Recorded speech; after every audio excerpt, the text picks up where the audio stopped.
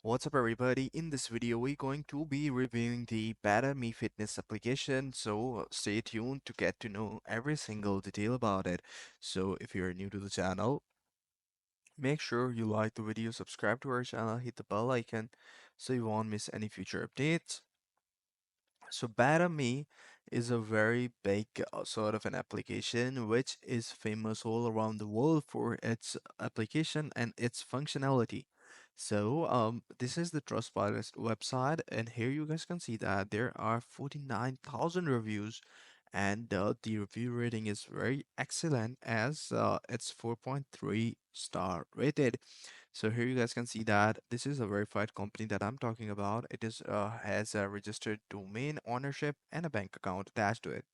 So 60% of the vote has voted them the 5 star, and only 17% has rated them 4 stars. So the other thing is, let's read about some of the reviews. So the people are saying lifestyle change. Customer service is especially responsive, very quick turnaround. I like the wide variety of exercises, try to stay consistent. It's only day one, and it's only day one, but has met my expectations. Efficient care team, great workout program.